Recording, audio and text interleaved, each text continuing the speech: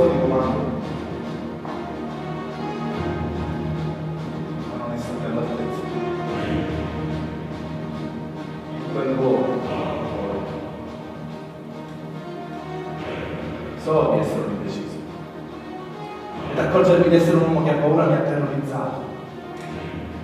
Gente non facile da gestire, da amministrare, da comandare quella. Giornate piene di violenza, di croci, di paura. Sì, paura! Io non sono un soldato, io sono un politico, un uomo chiamato a decidere in base al criterio dell'utilità immediata. Ciò che sarà buono domani non mi serve. Mi interessa quello che è buono oggi. Qualcosa che si vede, che si tocca. Per Gesù di Nazaret c'era ben poco da sperare, dall'uomo politico può aspirare.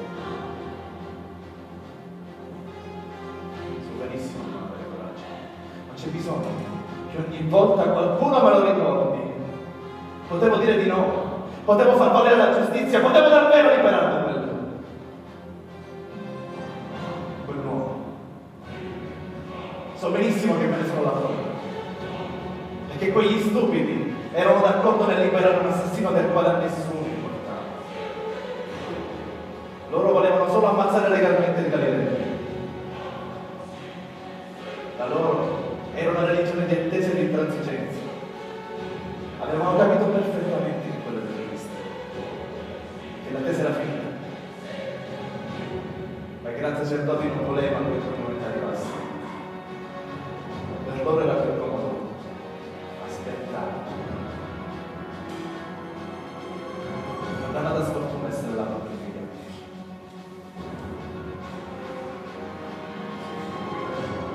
Avevo paura della folla e di Cesare e persino dei miei soldati e paura dei miei sacerdoti e con la scusa della legge facevano ciò che volevano. Ho detto sì, con il voltastomaco avrei voluto gridare no, qui decido io e il Cristo lo lascerò andare.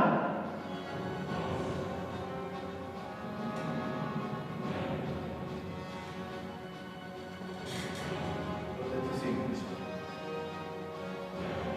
Potremmo del catino di testa. Anche un centurione della testa. Ed io gli ho ordinato di gettare la via. Il soldato uscì dal cortile del pretore. Io stavo là.